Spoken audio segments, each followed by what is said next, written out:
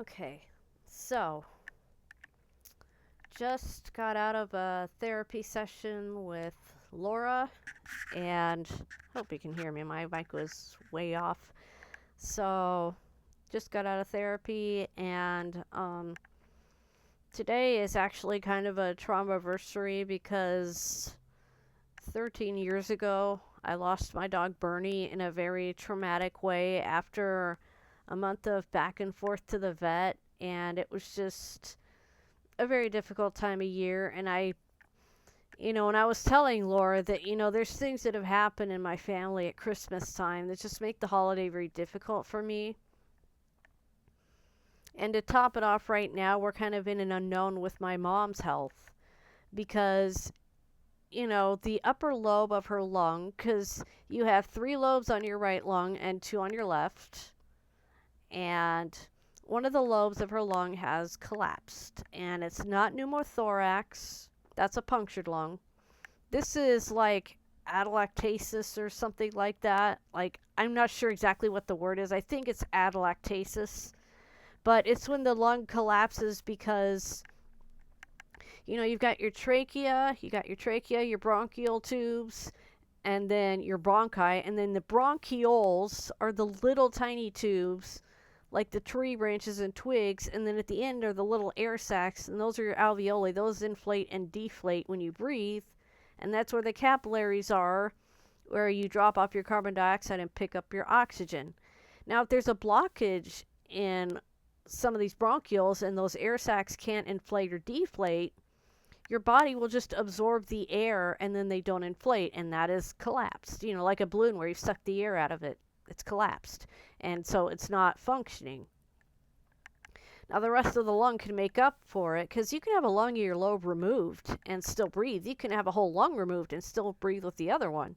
So, it's not the whole lung. But the thing is that what is the blockage? We don't know. It could be a piece of food she aspirated somehow. It could be a piece of that denture cleaner she aspirated. It could be mucus. It could be mold. Or it could be cancer.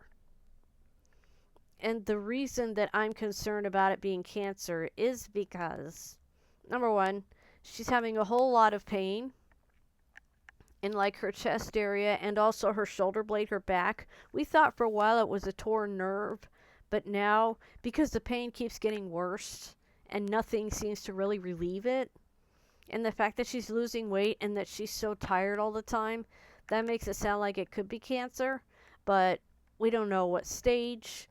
We don't even know if it's cancer yet, but we got to find out, is it cancer, yes or no? If yes, then what do we do? Is it so early that we can just cut that part out?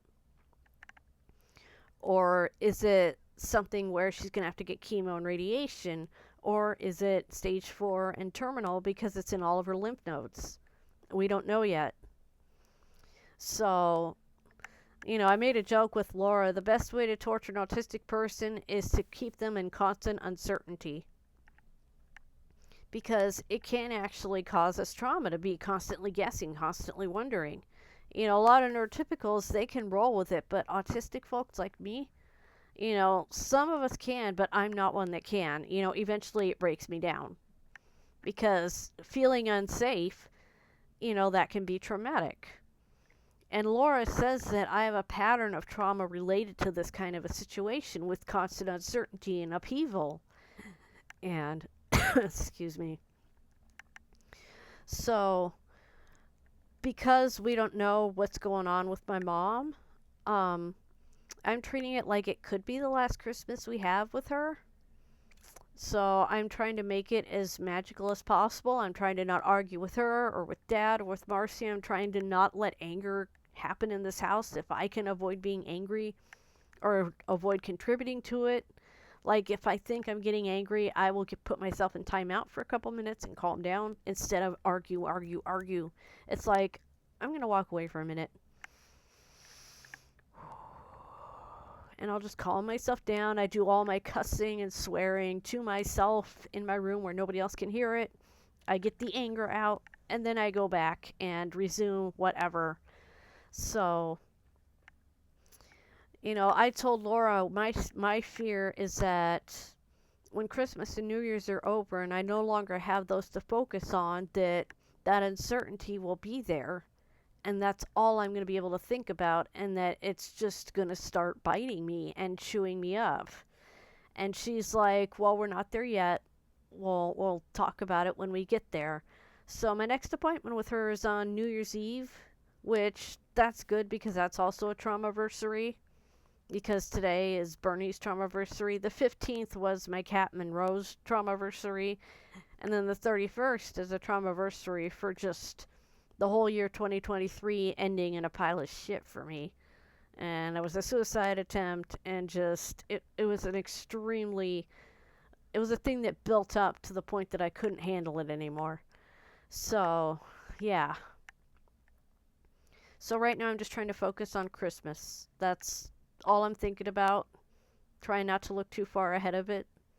So that's where I am. I'm just trying to stay here in the present. And tomorrow will come when tomorrow comes. So I hope you can do the same. And if you're struggling, I hope you find some peace, some reprieve. And whatever you celebrate, Christmas, Hanukkah, Kwanzaa, whatever, I hope it's as safe and blessed as possible. So, I love you.